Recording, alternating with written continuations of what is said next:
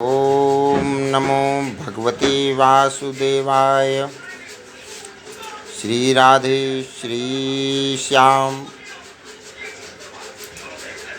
भगवान विष्णु और गरुड़ जी के वार्तालाप को लेके मैं प्रस्तुत हुआ हूँ और आप सबको भगवान विष्णु और गरुड़ जी का जो वार्तालाप है, यमलोक और जीवंत मरणोपरांत कैसे मनुष्य को किस हिसाब से तकलीफ़ होता है, और जीवंत में अगर वह अपने उस कर्मों को नहीं किया तो मरणोपरांत क्या उसको तकलीफ़ें झेलनी पड़ती हैं, उस पे भगवान विष्णु जी ने गरुड़ जी को क्या ज्ञान दिया था। गरुड़ जी के पूछने पर यम लोक की यातनाओं के विषय में जब गरुड़ जी ने विष्णु भगवान से पूछा था तो विष्णु भगवान ने कहा था, मूर्ख, पंडित, दरिद्र, धनवान और निर्बल सबल सबसे यमराज जी एक जैसा बर्ताव करते हैं। चित्रगुप्त की ये बातें सुनकर पापी लोग अपने कर्मों का विचार कर चुपचाप बैठ जाते हैं। सभी से वहाँ पे एक ही प्रकार से पूछा जाता है और चित्रगुप्त सभी से कहते हैं, रे पापी मन, तो पापी आत्मा, तुम यहाँ किस लिए आए हो? तुम्हें जो कर्म दिया गया था तुमने तो किया नहीं। तो सभी जितने होते हैं सभी चुपचाप सारी आत्माएं वहाँ बैठ जाती हैं और धर्मराज उनके पापों के अनुसार दंड देते हैं। हे मूढ़ प्राणियों, काम, क्रोध और पापियों की संगति में उत्पन्न दुखदायक पाप को किस लिए संचित किया है? अब उसी के अनुरूप यातनाएं भोगो। यम की आज्ञा का पालन करने वाले प्रचंड और चंडक आदि यमदूत उन्हें नरक में ले जाते हैं। जलती हुई अग्नि के सामने वहाँ कांति वाला बड़ा भारी एक वृक्ष है। यह 5 योजन चौड़ा और 1 योजन ऊंचा है। इस वृक्ष से जीव को अधोमुख बांधकर दूत मारते हैं। वृक्ष की अग्नि से जलते हुए वे रोते हैं। इस वृक्ष पर अनेकों पापी लटके रहते हैं। उन्हें भूख प्यास सताती है तथा यमदूत ताड़ना देते हैं। लोहे के मुकदर, तोमर, गदा, मूसल इत्यादि अनेक प्रकार के आयुधों से उन्हें पीटते हैं।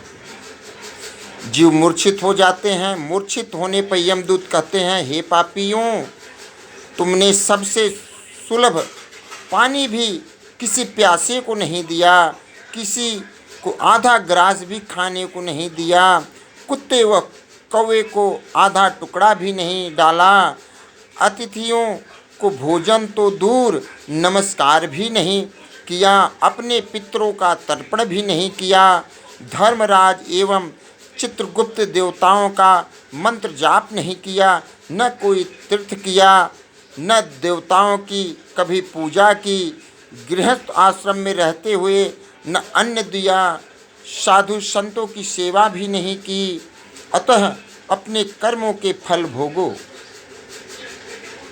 तुम धर्म से च्युत हो। तुम्हारे अपराध तो केवल भगवान हरि ही क्षमा कर सकते हैं, परंतु तुमने कभी भगवान का स्मरण ही नहीं किया। इस प्रकार जीव को उसका अतीत बताकर यमदूत उन्हें मारते हैं। पीटते पीटते जीव जलते अंगारों पर गिर पड़ता है। ऊपर से सालमली वृक्ष के पत्ते गिरते हैं। पत्तों से उनके अंग प्रत्यंगों का छेदन होने लगता है। तब जीव रोने लगता है। उनके मुंह फाड़कर रोने पर यमदूत उनके मुंह में बालू भर देते हैं। कई यमदूत आरे से जीव को चीर डालते हैं। कई यमदूत जीव को कुल्हाड़ियों से काटकर उसके टुकड़े टुकड़े कर डालते हैं। किसी को गड्ढे में आधा गाड़कर उसके माथे को बाणों से बीधते हैं। किसी को कोल्हू में डालकर ईंख की तरह पेरते हैं। किसी को तेल के कहाड़ में डालकर, कराहा जो होता है उसमें डालकर चलाते हैं।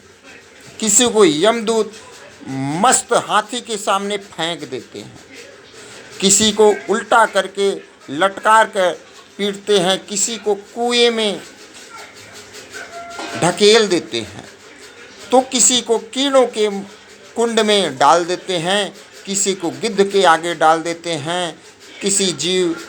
कुछ जीव वहाँ पर आपस के लेन देन कर्ज के कारण लड़ पड़ते हैं। यम की आज्ञा से पापी जीवों को ताड़ना देकर तामिश्रादि घोर नरक में फेंक देते हैं। एक नरक है, वहाँ पे ताड़ना दे के वहाँ पे उस नरक में उन जीवों को फेंक दिया जाता है। यद्यपि नरकों में बहुत दुख दिया जाता है, परंतु सालमली वृक्ष के पास बड़ा भारी दुख होता है, जिसे वाणी द्वारा वर्णन नहीं किया जा सकता, क्योंकि वर्णन करना बड़ा कठिन है। भगवान विष्णु बोले, हे आकाशचारी गरुण, नरकों की संख्या 84 लाख है। इनमें मुख्य नरक तामिस्त्र है, लौहशंख है, महारौरव है, सालमनी है, रौरव है, कुडमल है, कालसूत्रक है, पुतिमृतिक है, संघात है, लोहितोद है, सबीस है,